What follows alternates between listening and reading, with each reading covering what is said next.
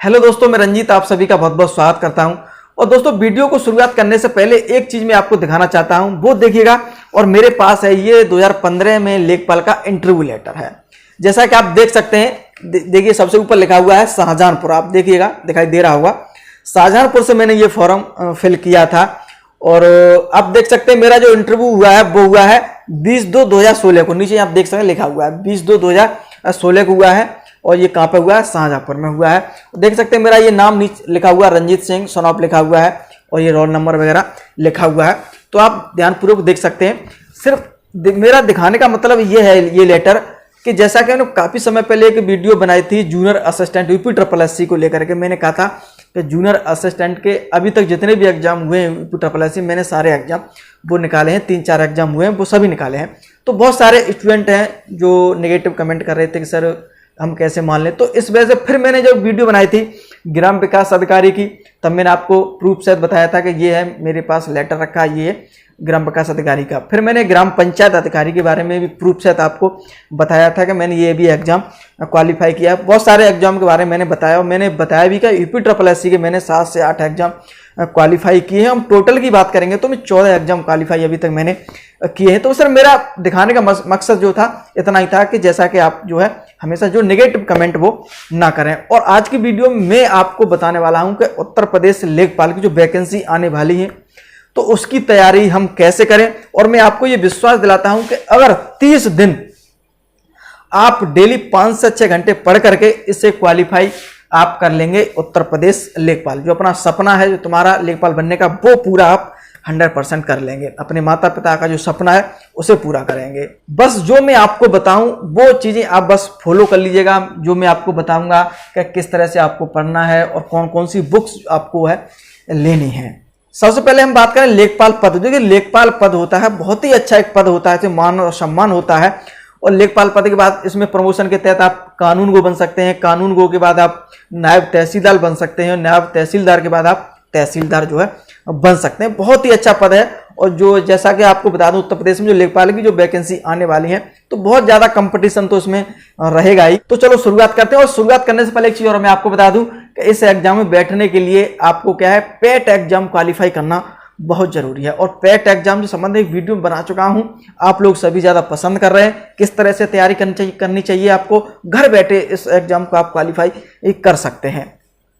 तो देखिएगा, सबसे पहले बता दूं मैं, जो लेखपाल जो एग्जाम हुआ था 2015 में, उसमें जो सिलेबस था वो आपका ये था: सामान्य हिंदी, सामान्य ज्ञान, गणित और ग्राम समाज एवं विकास।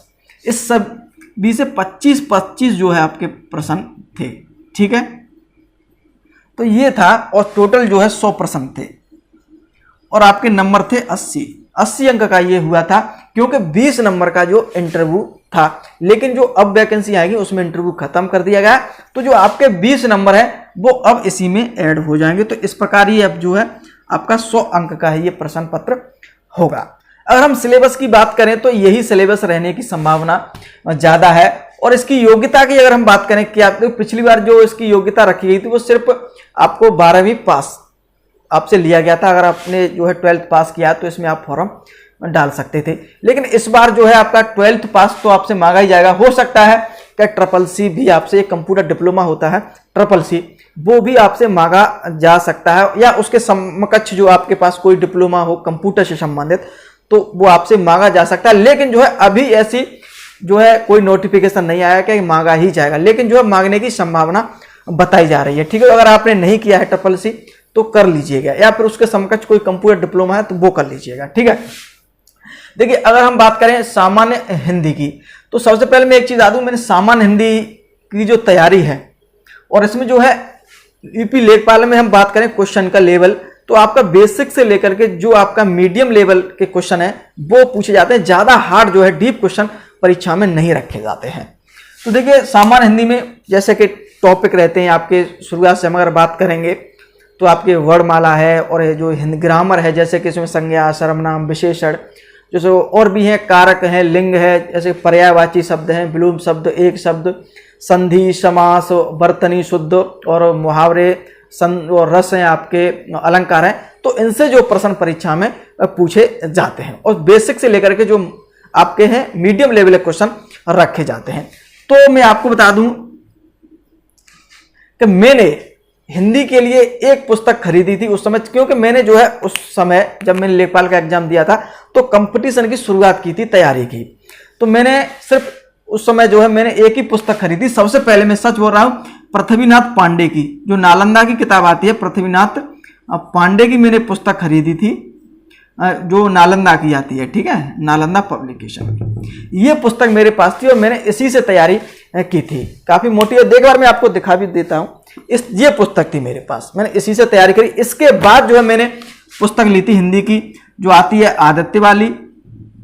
इसके बाद सब लोग ज्यादातर मेरे स्टूडेंट देखें सबसे पहले खरीदते हैं लूसेंट, ठीक है, उसके बाद जो है फिर आते हैं आदित्य पर, फिर उसके बाद पृथ्वीनाथ पांडे खरीदते। लेकिन सबसे पहले मैंने पृथ्वीनाथ खरीदा था, उसके बाद आदित्य पढ़ा था, फिर उसके बाद मैंने लूसेंट पढ़ा था। लेकिन आप घबराने की कोई बात नहीं, अगर आपके पास इनमें से कोई भी अगर एक पुस्तक है तो आप जो है उससे आपका काम चल जाएगा, कोई दिक्कत वाली बात नहीं है, ठीक है। इनमें से कोई आदित्य की हो, चाहे लूसेंट की हो, चाहे पृथ्वीनाथ पांडे की हो, ठीक है। तो इनमें से आप कोई भी पुस्तक एक ले सकते हैं हिंदी के लिए, और ये आपकी इससे बहुत बेहतरीन आपकी तैयारी हो जाएगी, मैं आपको ये विश्वास दिलाता हूं।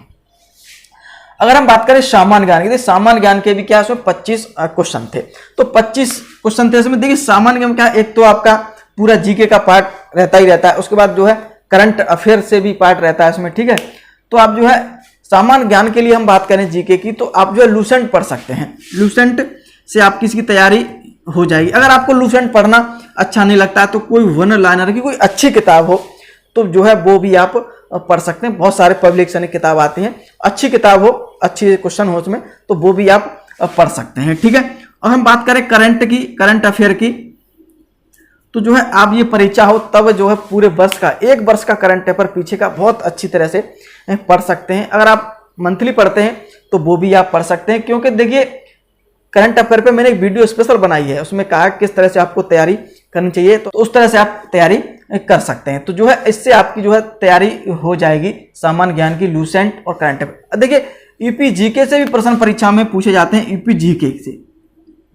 तो यूपी जीके का जैसा कि मैं आपको बता दूं, मैंने यूपी जीके की 2 दिन पहले ही वीडियो बनाई थी, यूपी जीके को किस तरह से पढ़ना चाहिए, कौन कौन सी बुक जो है पढ़नी चाहिए। लेकिन एक बार फिर मैं आपको बता देता हूं, घटना चक्र की यूपी जीके किताब आती है पतली सी, वो आप पढ़ सकते हैं। अगर आप डीप पढ़ना चाहते हैं तो परीक्षा वाणी किताब ले सकते हैं, तो वो भी आप पढ़ सकते हैं। मैं एक बार आपको दिखा भी देता हूँ। देखिए ये है परीक्षा वाणी की पुस्तक, ऊपर है, और ये आपकी घटना चक्र की किताब है, ठीक है। तो आप जब लें तो नई पुस्तक लें, ठीक है, हर वर्ष पे ये पुस्तक आती है घटना चक्र। तो इनमें से आप कोई भी पुस्तक ले सकते हैं, इससे आपका आराम से काम चल जाएगा, कोई दिक्कत नहीं होगी, आराम से एग्जाम निकल जाएगा। आगे हम बात करें गणित की। देखिए गणित से क्वेश्चन जो पूछे जाते हैं वो आपके पूछे जाते हैं बेसिक से लेकर के मीडियम लेवल के क्वेश्चन लेखपाल में रखे जाते हैं, और इसमें जो है अंकगणित से भी प्रश्न पूछे जाते हैं, और जो एडवांस के मैथ हैं उससे भी प्रश्न परीक्षा में पूछे जाते हैं। तो देखिए तो अंक जो गणित है उससे प्रश्न आपको देखने को मिलेंगे शुरुआत से ही। तो इसमें टॉपिक आपको देखने को मिलेंगे जैसे कि नंबर सिस्टम है, HCF है, आपका LCM है, और आपका परसेंटेज है, लाभ हानि जो है, आपकी ब्याज दर है, और टाइम वर्क से संबंधित जो प्रश्न, आपके एवरेज से संबंधित ऐसे प्रश्न मिलेंगे। उसको बेसिक क्वेश्चन आपसे लेकर मीडियम लेवल के क्वेश्चन आपसे पूछे जाएंगे, तो आप आराम से कर सकते हैं। और जो है इसके लिए आपके पास जो भी पुस्तक हो, मैंने तो RS अग्रवाल की एक पुस्तक थी मेरे पास, उसी से मैंने इसकी तैयारी की थी। ये पुस्तक थी मेरे पास, डॉक्टर RS अग्रवाल की पुस्तक, तो मैं इसी से जो है पढ़ा था।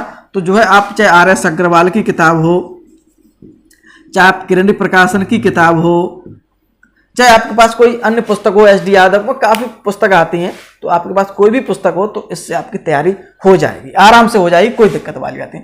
आगे जो है ये है इंपॉर्टेंट टॉपिक है ग्राम समाज एवं विकास।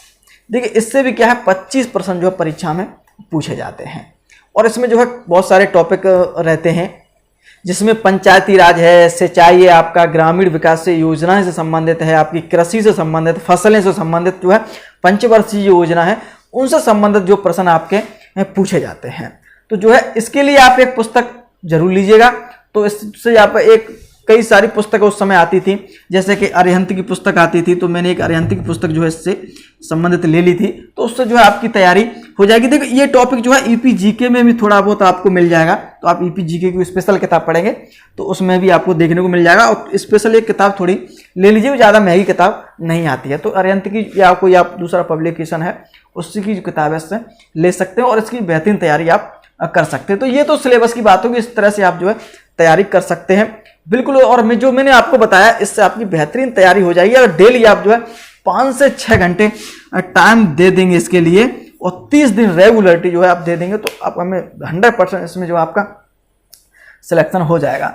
अब वेरी इंपॉर्टेंट जो चीज है वो मैं आपको बताने जा रहा हूं। सबसे पहले है प्रैक्टिस सेट, एक इंपॉर्टेंट है ये।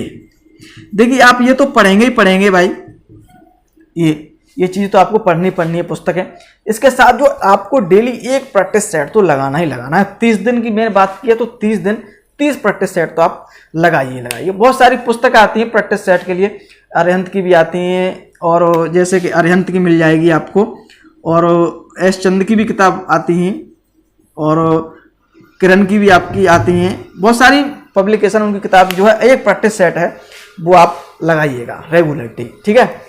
दूसरा पॉइंट है जो इंपॉर्टेंट है वो है आपका कॉन्फिडेंस। आपको जो है पूरे कॉन्फिडेंस आपके अंदर होना चाहिए कि मैं इस एग्जाम को निकालूंगा। देखो जब तक आपके अंदर कॉन्फिडेंस नहीं आएगा तब तक कौन सा ही एग्जाम आप देंगे तो जो है आपको उसे क्वालिफाई करना बहुत मुश्किल काम हो जाएगा। तो कॉन्फिडेंस आपके पास होना चाहिए, आपका मेहनत होनी चाहिए। मेहनत, देखो मेहनत करने के लिए तो आप 10 घंटे ही पढ़ सकते हैं, लेकिन मेहनत होनी चाहिए सही दिशा में और सही तरीके से होनी चाहिए। मेहनत आपकी क्या होनी चाहिए, सही तरीके से होनी चाहिए, ठीक है। इस बात को विशेष रूप से आपको ध्यान रखना। मेहनत करिएगा और मन से तैयारी करिएगा, बिल्कुल एकदम एकाग्रता से इसकी तैयारी करिएगा पूरे कॉन्फिडेंस के साथ। और मैं आपको विश्वास दिलाता हूं कि इसका एग्जाम आप निश्चित रूप से निकाल लेंगे। और भी जो है टिप्स मैं आपके हमेशा आपको देता रहूंगा, और जैसे इसकी वैकेंसी आएगी तो जो है हम भी अपने यूट्यूब चैनल के माध्यम से आपको तैयारी करवाएंगे, मैं आपको ये विश्वास दिलाता हूं। तो इस तरह से आप लेखपाल की तैयारी कर सकते हैं। और आपके जो माता पिता का जो सपना है, जो आपको लेखपाल में देखना चाहते हैं, सरकारी नौकरी में देखना चाहते हैं, तो उनको पूर्ण करिएगा और पूरी मेहनत और शिद्दत से तैयारी करिएगा। मैं आपको विश्वास दिलाता हूं कि आपको ये नौकरी जरूर मिलेगी। तो मेरी आपके लिए बहुत बहुत शुभकामनाएं। वीडियो देखने के लिए आप सभी का बहुत बहुत धन्यवाद।